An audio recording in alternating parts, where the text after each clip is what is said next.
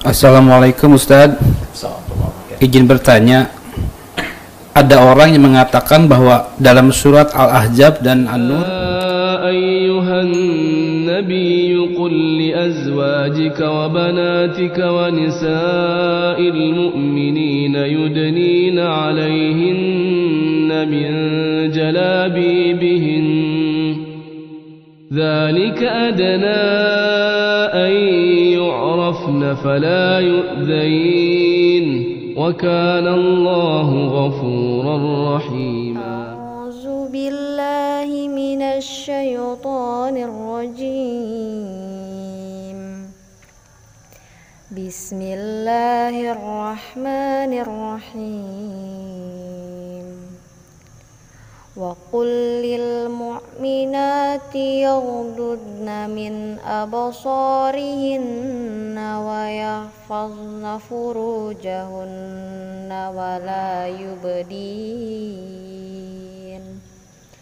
ولا يبدين زينتهن إلا ما ظهر منها وليضربن بخمرهن على جيوبهن ولا يبدين زينتهن إلا لبعولتهن أو آبائهن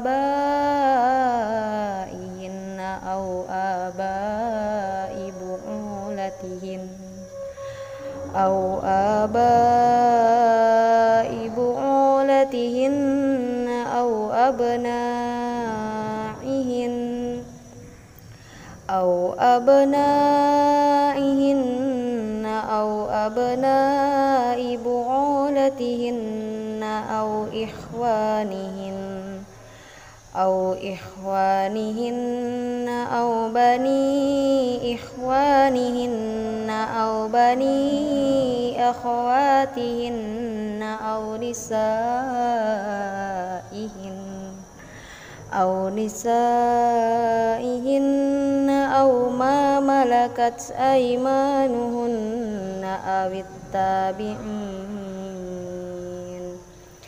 أو التابعين غير أولي الأربة من الرجال أو الطفل الذين لم يظهروا على عورات النساء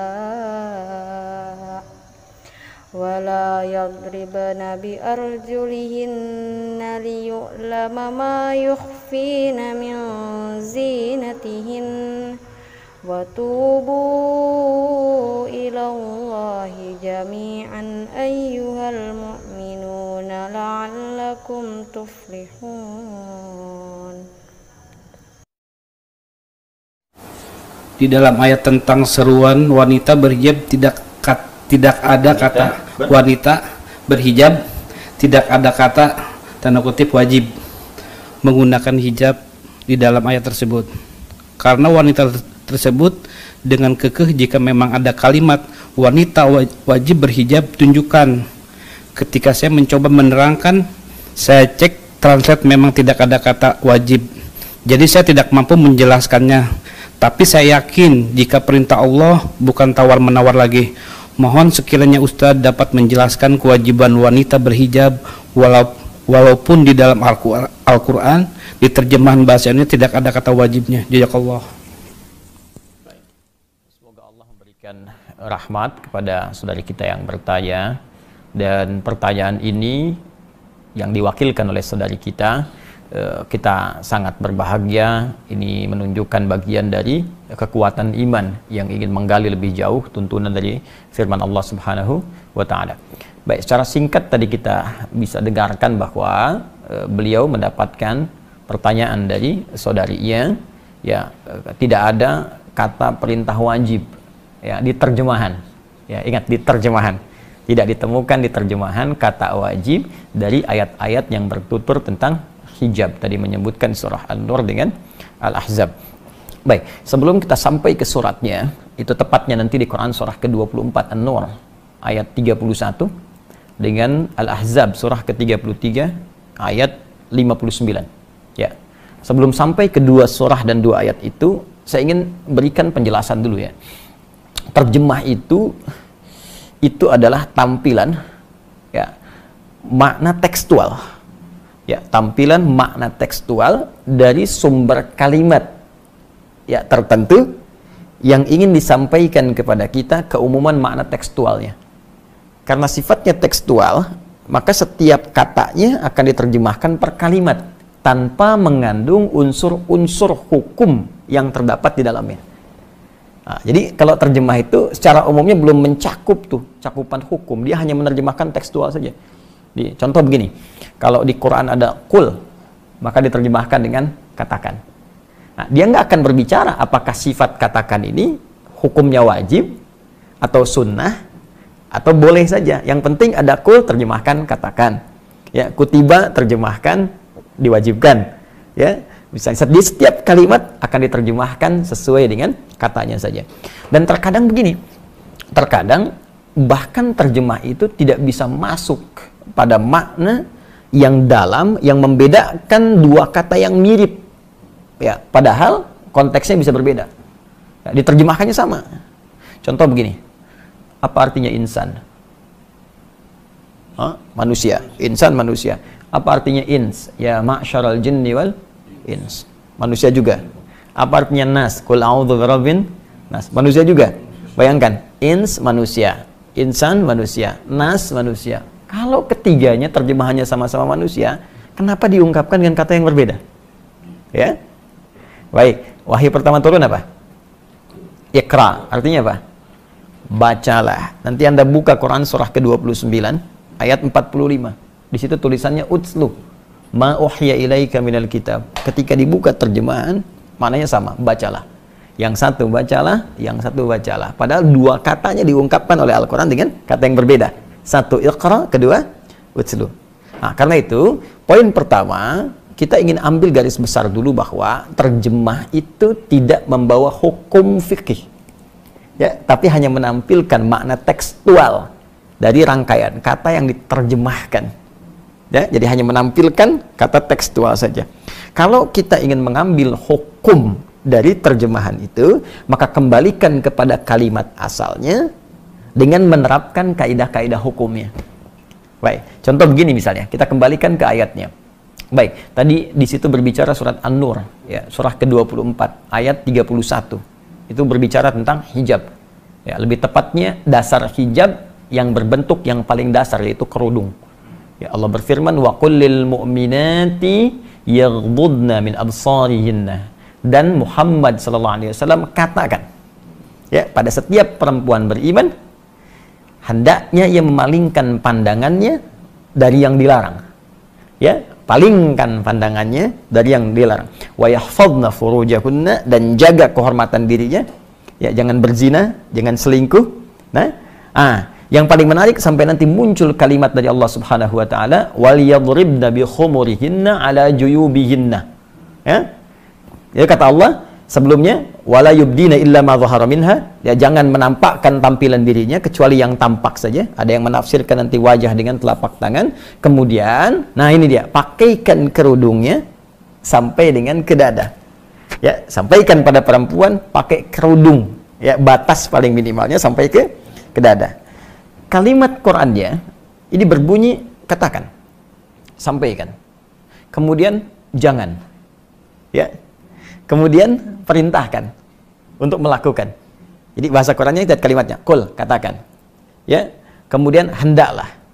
Nah, ini ketika ada satu kalimat dari atas ya kepada yang bawah, tingkat yang tinggi kepada yang rendah, ya, dari Allah Subhanahu wa taala tingkat paling tinggi kepada nabi utusannya, maka dalam bahasa Arab disebut amar sifatnya, perintah. So gini, saya pimpinan di perusahaan nih, ya. Anda karyawan. Saya katakan begini misalnya. Tolong ke bawah. Ya.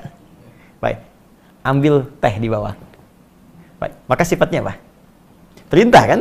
Tapi kan saya nggak katakan wajib, tidak kan?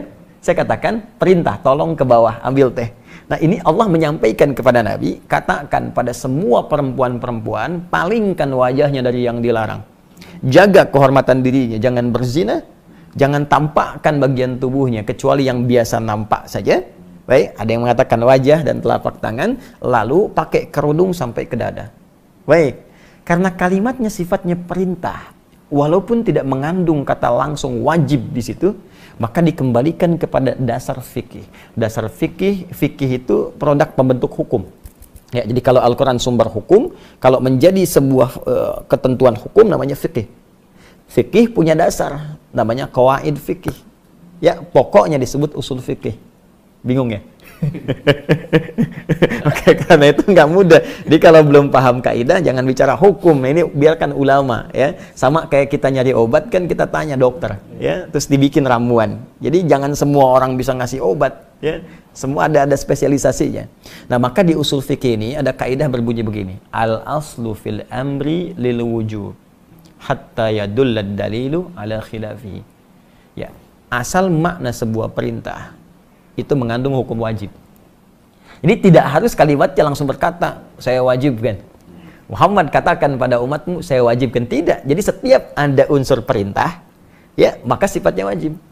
Setiap ada unsur larangan, jangan. Jangan itu kan perintah untuk meninggalkan, disebut larangan. Perintah mengerjakan, perintah meninggalkan.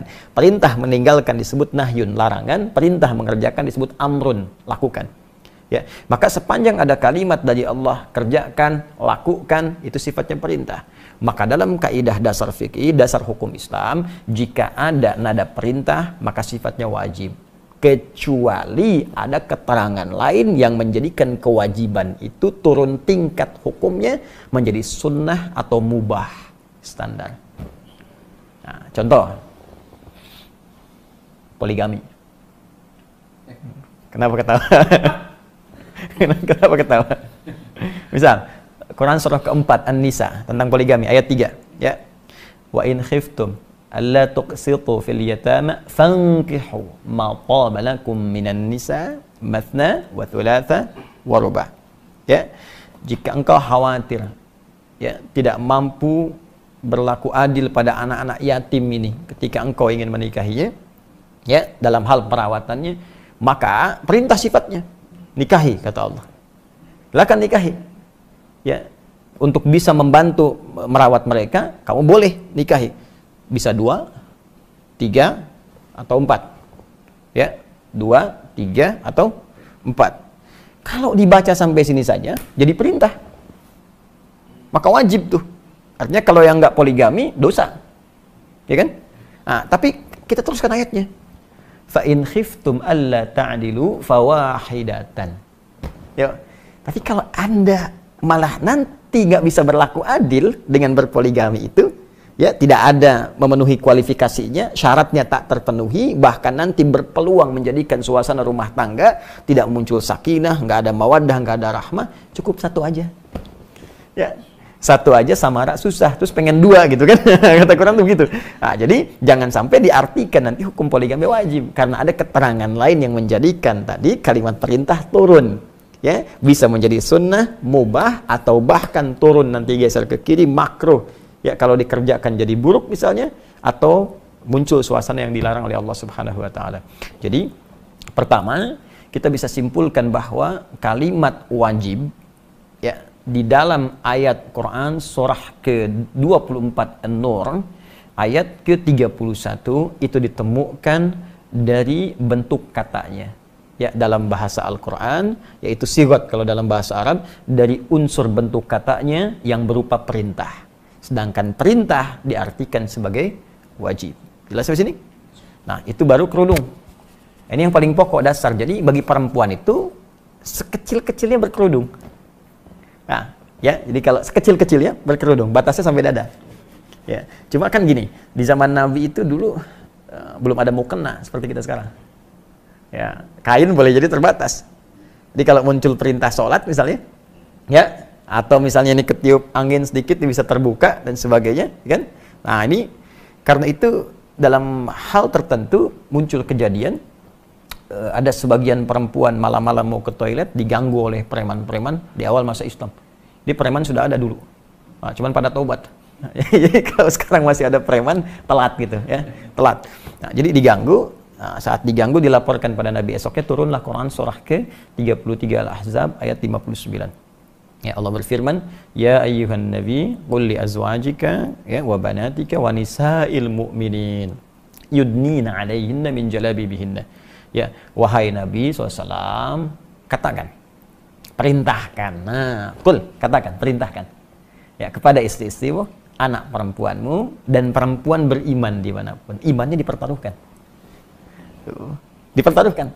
Apa yang dikatakan di sini? Mulai sekarang, rendahkan.